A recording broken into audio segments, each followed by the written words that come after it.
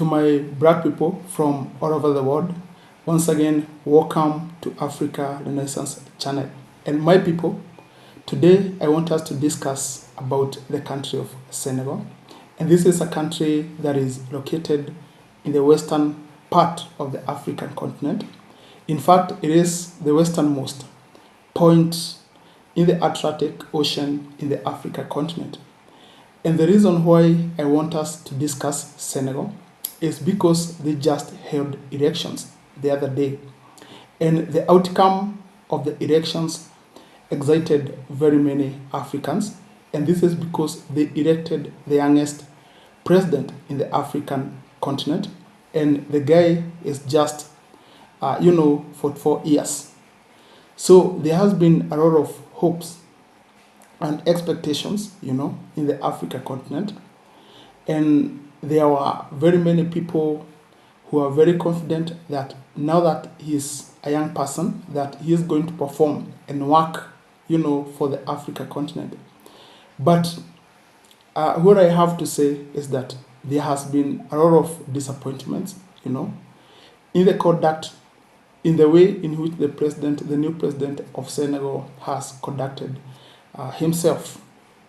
And the reason why there is a lot of desperation and despondency among various Africans is, the expectations they had and the way the president is carrying himself. And an example of that is, in the initial meetings, in one of the initial meetings, the new president of Senegal met the president of the European Council. And so this sends a message. It's like it is sending a message to the whole of the black people that the status quo is going to remain in Senegal. And people are very frustrated, in the relations between African countries, especially francophone countries and France, and also African countries and the entirety of the European Union.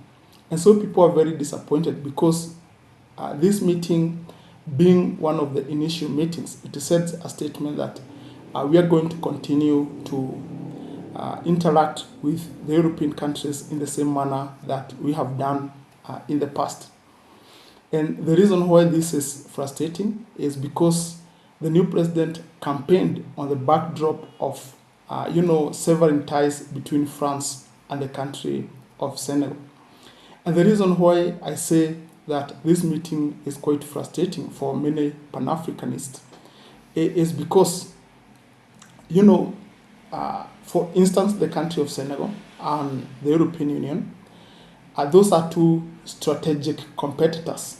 Yeah, strategically, I'm not saying that African presidents should not meet presidents from the outside world, but what you have to realize is that European nations are not our friends strategically, and we are in a state where we compete against each other. And the other day, I saw a documentary in which people from Senegal were complaining against a dumping of European grains in the country of Senegal. And what this does is that what you have to realize is that Western countries are much richer than African countries. And of course, they give subsidies to their farmers. Yeah. So that those grains happen to be very cheap in comparison to the grains which are domestically produced in the African continent. And what this means is that African farmers cannot compete against the grain that is being dumped in the African continent. And a lot of time, this grain is usually GMO. It's genetically modified. Yeah. So it is very cheap, and local grains cannot compete against, the imported grains. And this is one of the reasons why the agricultural sector in many African countries has been collapsing. So if we continue relating with European nations in the same manner that we have been doing in the past, of course there has to be consequences. They are going to continue to dump their grains and other products in the African continent, and hence make locally produced goods in the African continent to be quite uncompetitive. And this is why the new president of Senegal has to look, the relations between Senegal and these European nations, because the expectations among many Africans, the expectations were that he would first contact the presidents of the neighboring states, especially from the three countries which just had revolutions, and these are countries of Mali, Burkina Faso, and Niger. These are countries we know that they are fighting against the West, and so it would have made sense for the new president of Senegal to align himself with the president of these three countries instead of, inviting the president of the European Council to be one of the first guests of, the new regime, the new president of Senegal. And the other action which has been quite disappointing among various Pan-Africanists is when he made a statement to the effect that he invites the three countries of Mali, Burkina Faso, and Niger back to ECOWAS. And what we know about ECOWAS is that it is an institution that has been infiltrated by Western interests.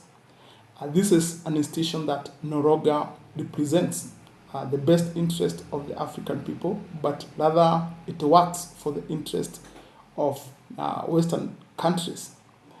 And this is why when we had the revolution in the three Sahelian nations, ECOWAS, in fact, dismissed some of these countries, like the country of Niger, for instance. It was, dismissed from the ECOWAS Union, despite the fact that it was very clear to all Africans that the coup that just took place in Niger was in the best interest of the people of that country, despite the fact that it was very clear that they were fighting against neo-colonialism by the French, And these ECOWAS countries went as far as cutting electricity supply to the country of Niger, despite the fact that Niger was very much dependent on that electricity supply. Yeah, there were hospitals in the country which were dependent on the electricity, and of course, cutting the electricity meant that very many people in the country were going to lose their lives. That's all we have for today.